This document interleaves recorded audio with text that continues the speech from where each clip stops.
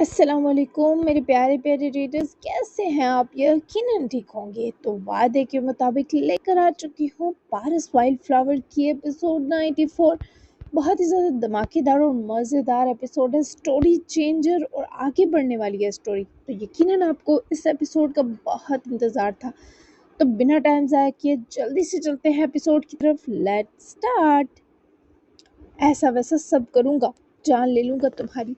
मुझसे रूठने की कोई इजाज़त नहीं दी तुम्हें। बोलो क्या करूँ कि तुम्हें यकीन आए। अपनी गलती पर शर्मिंदा हूँ जल परी। रोशानी की सांसें उसके वजूद से खींच लेने के बाद भी वो चाहता था जान ले। वो सच में पारस के अंदर की जुनूनियत से घबरा गई। उसकी सांसें बिखेरने लगी तो वो मज़ाहमत करती पारस को दूर कर गई। किस किस्म की नाराज़गी है यार, सारे फार्मूले फ्लॉप हो गए। पारस ने उसे आज़ाद किया, जिस पर रोशानी संभल कर बैठी। आंखें पारस की घबराहट पर जरा मुस्कुराई, पर नहायत मुख्तसर। ये आते ही झपटने की पट्टी किसी करीबी की पढ़ाई लगती है। पर आप भूल रहे हैं आपकी शादी किससे हुई है। अपने बिखरते बाल समेटे वो उठकर चेंज करने बढ़ी तो पारस ने इसी की नकल उतारते मुंह बिगाड़ा। और खुदा की करनी कि वो आफत पलट भी गई और पारस ने जल्दी से टेढ़ा मुंह सीधा किया। पर क्या करता, बांडा तो फूट गया। हाँ, दुनिया की अजीब मखलूक से हुई है शादी। भूल जाता हूँ, अच्छा है याद दिला देती हो।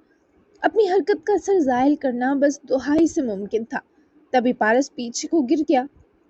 रोशानी कुछ देर खड़ी देखती रही, फिर जब मुस्कुराहट बेकाबू हुई तो वो वहां से चली गई। डार्क मैरून कलर का डिजाइनर जोड़ा पहने, दुपट्टा सर पर जमाए 10 मिनट तक वो हील्स पहने बाहर रूम में आई तो पारस आंखें बंद किए दोनों हाथ मैट्रेस पर फैलाए पड़ा था। रोशानी को वो हजार जतन करके मनाता अच्छा लग रहा था। वो आईने के सामने रुकी अपना अक्स देखने के बाद अपने होठों पर रेड लिपस्टिक लगाए परफ्यूम स्प्रे करती। जब पलटी तो पारस ने गर्दन उठाए कमरे में फैलती खुशबू पर आंखें रुशाने पर जमाई। जो बेबी कार्ड से इससे पहले हारिब को उठाती, वो लम्हे के 1000वें हिस्से उठकर उसके पीछे आ रुका और पकड़कर रुशाने को बेबी कार्ड से दूर किए अपने सामने घुमाया। प्लान बदल गया है मेरा, हारिब यहीं रहेगा, मम्मा देख लेंगी, तुम आओ मेरे साथ। पारस ने उसका हाथ पकड़े घसीटना चाहा, तभी रोशानी ने जानबूझकर जोर से हारिब पुकारा कि वो अच्छा भला सोया नवाब, चौंक कर जागा। जबकि पारस इससे पहले रोशानी की यह हरकत समझता, उसका हाथ छुड़वाए हारिब को जल्दी से उठाकर खुद से लगा गई। पारस की नीली आंखें हफ्के से फैली, पर रोशानी को शदीद तस्कीन मिली। ये माफ नहीं करूँगा, पारस ने शिकवा के ना हुए उंगली उठाकर वार्न किया, पर डरती थी रुशानी की बला। अदा से आंखें घुमाती पास से गुजरी तो पारस मुट्ठियां बेंचे जब्त ही करता रह गया। हर वो लोग 6 तक परीसा को इन्फॉर्म किए निकल गए कि डिनर तक वापस आ जाएंगे, जबकि 2 दिन से सुहाना और इब्राहिम की हट दर्मी देखते खातिब की बर्दाश्त दम तोड़ चुकी थी। तभी इसने सब कुछ उमायमा को बता दिया। आज सारा दिन हातिब बिजी ही रहा था कुछ शिपमेंट्स में और आकर सो गया था। अभी जागा तो उमायमा से सारी सिचुएशन बताकर हल मांगा। आहिल और शिजा सुहाना और बाबा के साथ आउटिंग पर निकले थे। सबने सुहाना की आज हॉस्पिटल से छुट्टी करवाए जबरदस्ती साथ घसीट लिया था, क्योंकि उनको भी लगा कि सुहाना कुछ डिस्टर्ब है। उफ, आपको ये मिशन इब्राहिम भाई के बजाय किसी और को देना चाहिए था ना। आपको पता है सुहाना पिया कितने पॉजेसिव है इब्राहिम भाई के लिए। ये तो बहुत मुश्किल खड़ी हो गई ना। उसके पास ही मैट्रेस पे बैठी थी और खातिब तकिए से टेक लगाए।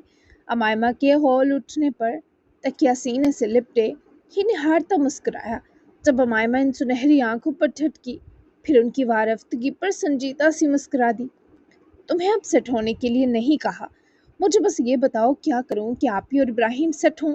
और आज ही, कल परी और बाबा के स्पेशल इवेंट पर ये दो अगर मुंह भुलाए घूमते नजर आए ना, तो दोनों को सुना दूंगा, लिहाज भी नहीं करूंगा कि बड़े हैं।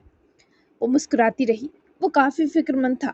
अमायमा ने महसूस किया था वो दिन ब दिन अपनी फैमिली के लिए ज्यादा केयरिंग होता जा रहा था। हम दोनों को एक दूसरे की तरफ से लेटर लिखते हैं, यहाँ लॉन में दोनों के लिए छोटा सा सेटअप लगाते हैं बैक साइड पर डिनर के लिए। ऐसे वो दो जब आमने सामने आ गए, फिर दोनों का मसला हल हो ना हो बात तो करनी पड़ेगी। और ये गलतफहमियां हमेशा टेबल टॉक से ही हल होती हैं। वो इतनी सियानी होगी, हातिम ने सोचा न था। उसका मुलायम हाथ पकड़े होंठों के पास लाते चूमा, जो मायमा के दिए आइडिया के बेहतरीन होने का इजहार था। کبھی فیوچر میں تم مجھ سے کسی الٹے کام کی وجہ سے ناراض ہو گئی تو مجھے بھی ٹیبل ٹاک کی مہلت دینا۔ لہجہ محبت کی چاشنی سے لبریز تھا۔ وہ جانتی تھی ایسا نہیں ہوگا، پر حامی پر بیٹھی۔ میں آپ کو ہمیشہ اپنی بات کہنے اور سمجھانے کا موقع دوں گی، آپ ٹینشن نہ لیں۔ چلے مارکیٹ، ڈیکوریشن اور باقی سب کرواتے ہیں نا؟ لیٹرز کے لیے بھی تو کارڈز لینے پڑیں گے، اور میں سوچ رہی ہوں وائٹ، ریڈ، گولڈن اور بلیک بلونز بھی لے لیتے ہیں۔ وہ بچوں کی طرح پرجوش ہو کر اٹھتی جناب کا ہاتھ کھینچنے لگی۔ اچھے سے جانتی تھی وہ حاتم کو ہلا بھی نہیں سکتی، پر اس کا کانفیڈنس ہی تو حاتم مقدام کو امپریس کر دیتا تھا۔ وہ بچے نہیں ہیں جان کہ بلونز لیں۔ حاتم نے لحاف ہٹایا اور پیر زمین پر اتارے۔ وہ اب بھی اس کا ہاتھ پکڑے کھینچ رہی تھی۔ اچھے لگیں گے نا، کیوٹ فیلنگ آئے گی۔ وہ بضد تھی، ہمیں ہاٹ فیلنگ کریٹ کرنی ہے، کیوٹ وہ دونوں نہیں ہیں امائمہ۔ اس بار جناب کے جتانے پر وہ ہنسی۔ اوکے، باقی سب تو لینا ہے نا، مجھے آئس کریم بھی کھانی ہے۔ نہیں، ہماری بیٹی کا موڈ ہے۔ اٹھا لینے پر فخریہ مسکرائے۔ وہ جلدی سے فرمائش کا پٹارا کھول گئی۔ اپنی بیٹی کے لیے تو آئس کریم کا پورا کنٹینر آرڈر کر دوں، لیکن ٹھنڈ ہو رہی ہے تو اگر گلا خراب ہوا، پین ہوا تو میں تو تمہاری بھاری سانسیں برداشت نہیں کر سکوں گا۔ تو ہم جائیں گے لیکن مزیدار سا سوپ پیئیں گے، جس کی تمہیں بھی ضرورت ہے۔ آئس کریم ہم پینڈنگ کر لیتے ہیں سمرز کے لیے، اور میری یہ چھوٹی سی امائمہ میرا کہا تو نہیں ڈالے گی۔ لاکھ مکھن لگا لے، پر امائمہ شرارت پر اتری تھی، جس سے جناب کو آس پاس خطرہ محسوس ہونے لگا۔ مطلب بات نہیں مانو گی؟ حاتم اس کی طرف بڑھا تو امائمہ نے مسکراتے ہی قدم پیچھے کی جانب بڑھائے، پر ڈریسنگ میز سے جڑے رک گئی۔ میرا دل چاہ رہا ہے آپ کو بات نہ مان کر تنگ کروں۔ کیا میں کر لوں تنگ؟ تھوڑا سا، زیادہ نہیں کروں گی، پکا۔ پاس رکتے حاتم کی آنکھیں کھوش تھی، وہ شرارت کے لیے بھی اجازت طلب کر رہی تھی۔ وہ حیرت زدہ تھا کہ کوئی اتنا معصوم کیسے ہو سکتا ہے۔ زیادہ کر لینا، مجھے کسی لائق نہ چھوڑنے کی قسم اٹھا رکھی ہے نا تم نے امائمہ؟ ایسی باتیں کون کرتا ہے؟ تم اتنی پیور کہاں سے مل گئی مجھے؟ وہ اپنے لہجے کی بدحواسی نہ چھپا پایا۔ امائمہ نے آگے سے رکھتے حاتم کے سینے سے لگتے بازو اس کی اطراف رکھتے باندھے۔ پیور کو پیور دینے کا اللہ نے وعدہ جو کیا ہے، اسے پیور سمجھتی ہے یہ حاتم جان کر حفیف سا مسکرایا۔ میرے ساتھ تو ایکسٹرا وعدہ نبھایا انہوں نے۔ چلو چلتے ہیں، آج آپ ہی اور ابراہیم کے لیے کچھ اچھا کرتے ہیں۔ تم کھا لینا آئس کریم، پر زیادہ نہیں۔ میں تم اس حالت میں ڈانٹنا دور برہمی سے دیکھنا بھی نہیں چاہتا۔ ہاں، میری بیٹی آ لے پھر ہم مل کر تمہیں ڈانٹیں گے۔ امائمہ کے سینے سے جدا ہوتے ہی حاتم نے اس کے بکھرے بالوں کو سنوارتے جالس کرنے کی کوشش کی، پر وہ نہ ہوئی۔ اسے تو حاتم سے زیادہ اس بچے کی دنیا میں آنے کا انتظار تھا۔ کم ان۔ شہتاج کسی ضروری میٹنگ سے فری ہوئے تھے، تبھی اپنے ورکرز کو روانہ کیے اور دستک پر مصروف انداز میں بولے تو مہر کے اندر داخل ہونے پر چھائی خاموشی پر خود ہی نظریں زیرک کرتے اس کے پیروں کی طرف دیکھتے ہی اوپر اٹھائیں۔ چہرے تک جانے تک شہتاج اپنی رولنگ چیئر سے جا لگے۔ آؤ مہر، سب ٹھیک ہے؟ مسٹر منصور کی طبیعت کیسی ہے؟ اس نے مہر کے چہرے پر جب غور کیا تو افسردگی اور پریشانی محسوس ہوئی۔ تبھی مہر قریب آ کر رکی اپنا بیگ نیچے رکھتی سامنے ہی کرسی پر آ بیٹھی۔ ٹھیک ہے دادا، لیکن چاہتے ہیں رخصتی ہو جائے ان کی زندگی میں۔ شزا سے بھی کہا، اگر آپ کو کوئی بھی ایشو ہے مجھ سے یا میری ذات سے تو میں آپ کو اجازت دے رہی ہوں اس رشتے کو ختم کرنے کی۔ میں جانتی ہوں آپ نے صرف اپنی بیٹی کی وجہ سے مجھ سے نکاح کیا، اور میں بھی اپنی جاب اور دادا کو ایک دم چھوڑ کر نہیں آ سکتی۔ ان کی خواہش پر نکاح کیا، ورنہ یہ سب میرے لیے اہم نہیں رہا، پر ممی بابا کے بعد مجھے اپنی ذمہ داری سمجھتے ہیں۔ وہ الجھی ہوئی تھی، جسے شہتاج نے محسوس کیا۔ وہ بولتے بولتے جب چپ ہوئی تو شہتاج عالمگیر اس کی بے بس نگاہوں سے دل بھاری محسوس کرنے لگا۔ تم کیا چاہتی ہو مہر؟ ایک نرم سوال کیا گیا۔ وہ کیسے بتاتی کہ اس شخص کو چاہتی ہے؟ میں اپنے دادا کی خوشی دیکھنا چاہتی ہوں، ان کے پاس زیادہ وقت نہیں، وہ مجھے آباد دیکھ کر ممکن ہے اپنے آخری سفر پر سکھی ہو کر جائیں، اس کے بعد بھلے آپ مجھے چھوڑ دیجیے گا۔ میں ویسے بھی زبردستی کسی رشتے میں بندھنے کے لائق نہیں شہتاج۔ آپ کو بھی جب شزا کا مکمل پیار مل گیا تو اس زبردستی کے رشتے کی ضرورت نہیں رہے گی، بس یہی کہنا تھا مجھے۔ وہ جس طرح آئی ویسے ہی بیگ اٹھائے ہڑبڑا کر نکلنے لگی، اور شہتاج کی پکار قدموں کی زنجیر بن گئی۔ مہر، کچھ دیر رکو، یہاں آؤ۔ وہ رکنا نہیں چاہتی تھی پر مجبور ہو گئی۔ پلٹی تو آنکھیں اس لڑکی کی بھیگی تھی۔ مجھے کچھ نہیں کہنا مزید، آپ کا وقت نہیں ضائع کرتی۔ وہ پلٹ کر تکلف برت گئی تو شہتاج اپنی رولنگ چیئر کو چھوڑے اٹھا اور مناسب فاصلے پر مہر کے سامنے رکا۔ میرے لیے میری بیٹی میرا دل اور جان دونوں ہے، لیکن تمہاری اپنی جگہ اہمیت ہے کیونکہ تم میرے نکاح میں ہو۔ میں نے شزا کی خوشی کے لیے تم سے شادی کا فیصلہ لیا تھا، مگر دل سے چاہتا ہوں تم خوش رہو۔ وہ آج سے شہتاج کو تکنے لگی۔ میں خوش کیسے رہوں؟ مہر کا سوال درد سے لبریز تھا۔ مجھے اپنی بیٹی کے منہ سے بابا سننا ہے، تب تک قرار نہیں ملے گا، اور ایک بے قرار شخص کسی کو قرار نہیں دے سکتا۔ مہر اس کے لہجے سے آزردہ ہوئی جو خود غرض تھا۔ دادا نے کہا تھا دوسری بیوی بنو گی تو دوسری ہی رہ جاؤ گی۔ انچاہی، بے طلب سی ایسی ارزاں نہیں تھی کہ کسی کی دوسری بیوی بنتی، پر جب آپ کو پہلی بار دیکھا انکار والی ساری کوالٹیز دم توڑ گئی۔ وہ کہتے ہیں نا پہلی نظر میں کوئی دل میں اتر جاتا ہے، وہ ہوا۔ لیکن آپ کی اتنے ماہ سے لاپرواہی اور بے اتنائی بتا رہی ہے کہ آپ کے دل میں اترنا وہم تھا۔ وہ تو تیر ہے لا حاصلی کا۔ شزا کو کہہ دیں آپ اس کی ماں کی جگہ کسی کو نہیں دے سکتے۔ میں بھی دادا کو سمجھا دوں گی، آپ کو مشکل میں نہیں ڈالنا چاہتی۔ اب بہت اہم ہے میرے لیے اپنی ہر بے قراری سمیت۔ جب آپ کو پا کر بھی پا نہیں سکتی تو اس تعلق سے نکلنا میرے لیے تھوڑا سہنے لائق دکھ ہوگا۔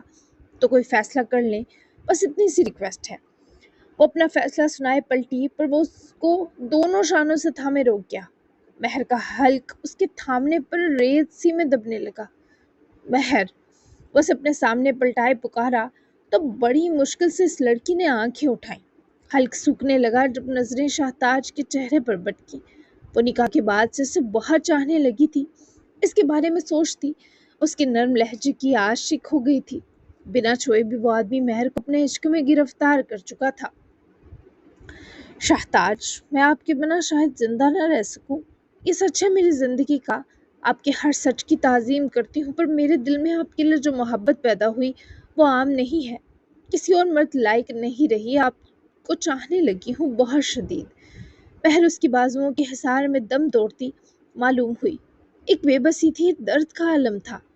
میں جانتا ہوں۔ شہتاج کا جواب جذبات کے دباؤ سے چور ہوتے لہجے میں آیا تو مہر کا سمٹا سکڑا دل پھیل کر دھڑکا تھا۔ ایک موہوم آس جگی کہ شاید یہ شخص دامن میں کوئی جان جانے پر مہربانی کا لمحہ اتار دے۔ مانیں گے کب؟ کیا مجھے چھوڑ دیں گے؟ بہت المقدور کوشش کر رہا تھا کہ مہر سے جذباتی وابستگی سے پہلے قریب نہ آئے، پر وہ سینے پر دونوں ہاتھ رکھ کر قریب ہی اتنی آ گئی کہ شہتاج عالمگیر کے خواص بگڑنے لگے۔ چھوڑنا اتنا آسان نہیں ہوتا مہر، یہ چوائس تمہیں دوں گا، شہتاج نے ایک رسمن جملہ کہا، پر وہ بے چینی میں مبتلا تھی۔ ایسا شفاف لہجہ کہ وہ مہر کی آنکھوں کی دھندلی پڑتی روشنیاں تک نہ دیکھ سکا۔ اتنا پتھر دل ہے آپ کا، پگھلتا ہی نہیں، جو مرضی کریں پر مجھے سولی سے اتار دیں۔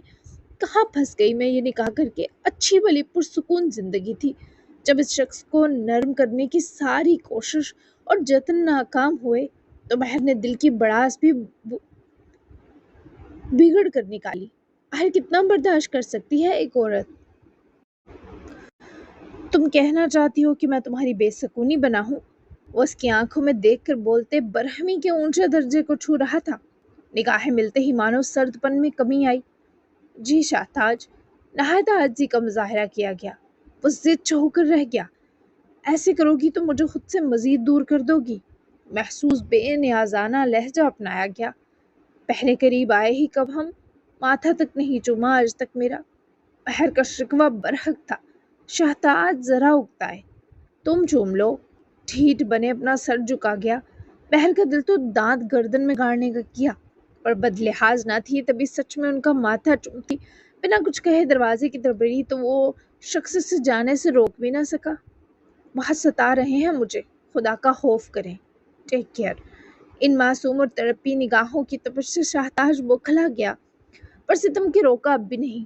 وہ انہیں سٹل کر گئی تھی اور ممکن تھا سوچنے سمجھنے کی صلاحیت بھی مفلوج کر گئی تھی۔ سمیرہ اور زینب اپنے لمحے رنگین کر رہے تھے، اور سر شام ہی یحییٰ جس کلب میں وائن کے مزے لے رہا تھا، اسی کلب میں انٹر ہوتے ہڈی مین پر سب نے سرسری نگاہ تو ڈالی، اور سب ناچنے میں اتنے محو تھے کہ کسی نے دوسری نگاہ ڈالنا ضروری نہ سمجھا۔ وہ ہوڈی مین تیسری ٹیبل پر جھکتے یحییٰ کے ہاتھ سے وائن گلاس لے کر نیچے پھینکتے سامنے بیٹھا تو ڈریگن سمیت اس کے 4 گارڈز نے اس ہوڈی مین پر اپنی گنز تان لی۔ وہ نشے میں ضرور تھا پر یحییٰ پر نشہ چڑھتا نہ تھا۔ بے ہوشی میں بھی ہوشناک ہونے کا ماہر تھا وہ۔ کون ہو تم؟ اس سیاہ ہوڈی کے پار سے کسی کی شکل دکھائی دینا ممکن نہ تھی۔ تبھی بھڑکیلے لہجے میں یحییٰ نے اس سے استفسار کیا۔ کچھ دیر وہاں سیاہی کے ساتھ سکوت چھایا رہا اور پھر ایگل نے پورے 12 سیکنڈ میں دیکھتے ہی دیکھتے یحییٰ کی چاروں گارڈز کی آنکھیں اپنے پنچ پر پہنے کسی نوکیلے گلو سے نکال دی اور یحییٰ نے فرش پر چاروں گارڈز کو تڑپتا دیکھتے گن کی پکڑ مزید مضبوط کی، پر اس کی ہری آنکھیں خوف سے بری دیکھے ایگل کو دلی سکون ملا۔ کون ہو تم؟ یحییٰ نے اٹھ کر پسٹل ابھی بھی ایگل پر تانی تھی۔ تمہاری موت ہوں ڈریگن، بیٹھ جاؤ اور بتاؤ کیا چاہتے ہو۔ پیراسائٹ کی اصلیت تمہارے علاوہ کیا تمہاری پوری تنظیم جانتی ہے؟ بولو ورنہ میرے سنائپر مین اس وقت 4 طرف سے تم پر گنز تانے ہوئے ہیں۔ میری انگلی کا ایک اشارہ اور وہ تم یہاں بھون دیے جاؤ گے۔ یحییٰ کے ہاتھ سے ایگل نے گن جپٹی ہی کہ اس نے اٹھ کر گردن سے دبوچتے ڈریگن کو پیچھے کی جانب پٹخا۔ اس کی سچائی ہی وہ ہتھیار ہے جو اسے گلا دے گا۔ بڑا ٹیکنالوجی ماہر بنتا ہے وہ، کیمیکل کی بڑی پہچان ہے۔ اب اگلی جنگ جیتے گا تو ہی سروائیو کر سکے گا۔ اب کیسے بچے گا؟ میرے آدمی سے میرے باپ کا قتل کروا دیا۔ یہ گناہ سب سے بڑا تھا ایگل کمانڈی، تم یا اس کا کوئی محافظ اسے ختم ہونے سے بچا نہیں سکے گا۔ ایگل کے چہرے سے اترتی ہوڈی کے سبب یحییٰ نے اسے پہچان لیا اور ایگل نے اس کی کمر میں اس زور سے اپنی انگلیوں کو گھسایا کہ یحییٰ پسلیاں سی دبنے پر رہا۔ کیا جنگ ہے اگلی؟ بول یحییٰ۔ ایگل ذرا سا دباؤ ڈالتا تو اس کی پسلیاں ٹوٹ جاتی۔ انڈی رنگیٹا کی ملکیت اس سے چھننے والی ہے اور پاراسیسا مغلانی بے موت مرے گا۔ یہی مجھے اور میری تنظیم کو پھلا دے گا۔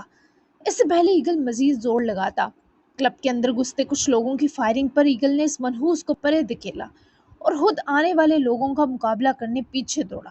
کلب کے لوگ بھگدڑ مچنے کے سبب باہر دوڑ چکے تھے اور آنے والے اتنے تھے کہ ایگل کو بھی مقابلے سے زیادہ اس منحوس یحییٰ کو لے کر یہاں سے باحفاظت نکلنا تھا، مگر ان تھک کوشش کے باوجود بھی وہ لوگ اتنے تھے کہ ایگل بمشکل خود ہی ان کے چنگل سے نکل سکا اور اس بیچ اس کے کندھے کو گولی بھی چھو کر نکل گئی۔ کلب میں چلتی گولیاں تھمیں تو اس مین باس کے اشارے پر 2 لوگ کراہتے ہوئے یحییٰ تک پہنچے اور اسے اٹھا کر کلب سے نکالا، جبکہ جس وقت اس آدمی کے لوگ یحییٰ کو گاڑی میں ڈال رہے تھے، ایگل کچھ فاصلے پر چھپا اس گاڑی کا نمبر اور اس سیاہ کپڑوں والے آدمی کا خلیہ نوٹ کر چکا تھا۔ اس آدمی کے فون پر کال آئی تھی۔ وہ 2 لوگ N2 گیس کمرے میں پھیلا کر اندر گھسے اور جینک اور سمیرہ کو اسی نیم برہنہ حالت میں کن پٹیوں پر گولی مارے ابدی نیند سلائی۔ پھر ان 2 کی دل خراش چیخیں اس سیاہ لباس والے آدمی کو سنائی جس کا چہرہ بھی چھپا ہوا تھا، پر ہونٹوں پر مدہوش مسکراہٹ ضرور ابھری تھی۔ کام ہوتے ہی وہ خود بھی گاڑی میں سوار ہوتا یحییٰ کو اپنے آدمیوں کے سنگ لے کر جا چکا تھا، جبکہ ایگل نے اپنے کندھے سے نکلتے خون پر ہاتھ جمانے کے ساتھ کلب کی طرف دیکھا جہاں ارد گرد لوگوں کی اطلاع پر پولیس کی گاڑیاں آ چکی تھیں۔ آبیل نے اپنی گن واپس چھپائی اور فون نکال کر کوئی کال ملاتا سڑک کی دوسری طرف دوڑ گیا۔ کال فوری پک کر لی گئی تھی۔ ایف بی ڈپارٹمنٹ میں کال پر ہائی الرٹ جاری ہوا تھا۔ اس گاڑی نمبر کو فوراً ٹریس کرو۔ یحییٰ اگر اب ہاتھ سے نکلا تو اگلا موقع ہمیں کبھی نہیں ملے گا۔ وہ کسی طاقتور کے ہاتھ میں جا چکا ہے۔ وہ آدمی کون ہے ہمیں پتہ لگوانا ہوگا۔ بیورو میں آبیل کی بریفنگ نجف اور ہادی سن رہے تھے، جبکہ نتالیہ میں یہی بریفنگ ساحل ہان کو دی جا رہی تھی۔ آبیل نے گاڑی کا نمبر بھیج دیا تھا۔ کیلبری اور نتالیہ ایکٹیو تھا، جبکہ ماسکو کی برانچ خود آبیل پہنچ کر یہ خبر جلد از جلد پارس کو دینا چاہتا تھا، پر اس کا خون بہت زیادہ بہہ رہا تھا۔